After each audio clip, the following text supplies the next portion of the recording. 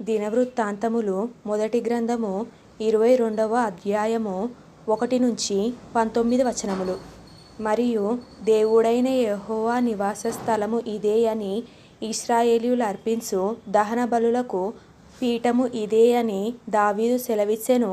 తరువాత దావీదు ఇశ్రాయేలీయుల దేశమందుండు అన్యజాతి వారిని సమకూర్చుడని ఆజ్ఞ ఇచ్చి, దేవుని మందిరమును కట్టించుటకై రాళ్ళు చెక్కువారిని నియమించెను.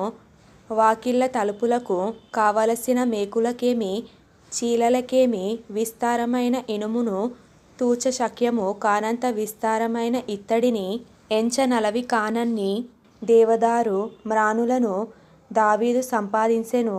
సీదోనీయులును తూరీయులును దావీదునకు విస్తారమైన దేవదారు మ్రానులను తీసుకొని వచ్చుచుండిరి.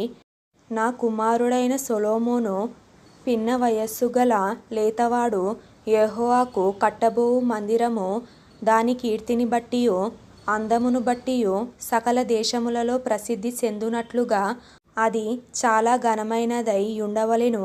కాగా దానికి కావలసిన సాధన రాశిని స్థిరపరచెదనని చెప్పి, దావీదు తన మరణమునకు ముందు విస్తారముగా వస్తువులను సమకూర్చియుంచెను. తరువాత అతడు తన కుమారుడైన సొలొమోనును పిలిపించి, ఇశ్రాయేలీయుల దేవుడైన యెహోవాకు ఒక మందిరమును కట్టవలసినదని అతనికి ఆజ్ఞ ఇచ్చెను. మరియు దావీదు సొలొమోనుతో ఇట్లనెను, నా కుమారుడా, నేను నా దేవుడైన యెహోవా నామఘనత కొరకు ఒక మందిరమును కట్టించవలెనని నా హృదయమందు నిశ్చయము చేసుకొనియుండగా, యెహోవా వాక్కు నాకు ప్రత్యక్షమై ఇలాగు సెలవిచ్చెను. నీవు విస్తారముగా రక్తము ఒలికించి గొప్ప యుద్ధములు జరిగించిన వాడవు. నీవు నా నామమునకు మందిరమును కట్టించకూడదు. నా సన్నిధిని నీవు విస్తారముగా రక్తము నేలమీదికి ఊడ్చితివి. నీకు పుట్టబోవు ఒక కుమారుడు సమాధానకర్తగా నుండును. చుట్టూ ఉండు అతని శత్రువులనందరినీ నేను తోలివేసి అతనికి సమాధానము కలగజేతును.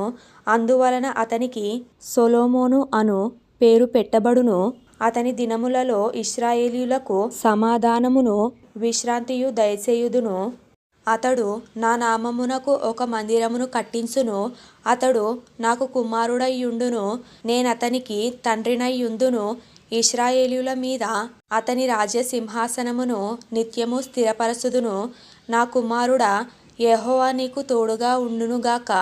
నీవు వర్ధిల్లి నీ దేవుడైన యెహోవా నిన్ను గూర్చి సెలవిచ్చిన ప్రకారముగా ఆయనకు మందిరమును కట్టించుదువుగాక.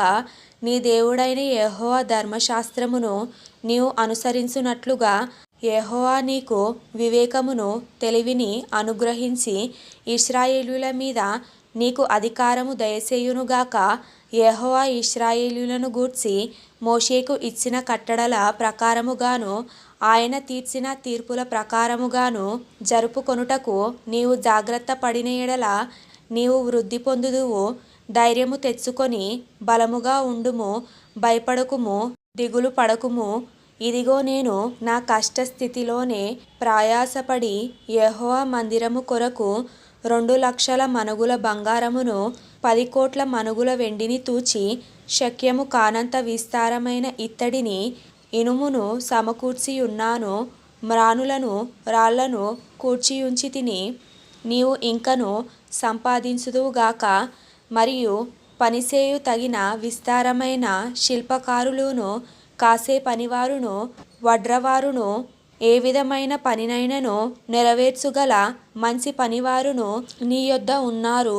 లెక్కింపలేనంత బంగారమును, వెండియు, ఇత్తడియు, ఇనుమును నీకు ఉన్నవి. కాబట్టి నీవు పని పూనుకొనుము. యెహోవా నీకు తోడుగా ఉండునుగాక. మరియు తన కుమారుడైన సొలొమోనునకు సహాయము చేయవలెనని దావీదు ఇశ్రాయేలీయుల అధిపతులకందరికీ ఆజ్ఞాపించెను. ఎట్లనగా, మీ దేవుడైన యెహోవా మీతో కూడా ఉన్నాడు గదా. చుట్టూనున్న వారి వలన తొందర లేకుండా ఆయన మీకు నెమ్మది ఇచ్చి ఉన్నాడు గదా. దేశ నివాసులను ఆయన నాకు వశపరచియున్నాడు. యెహోవా భయము వలనను ఆయన జనుల భయము వలనను దేశము లోపరచబడియున్నది.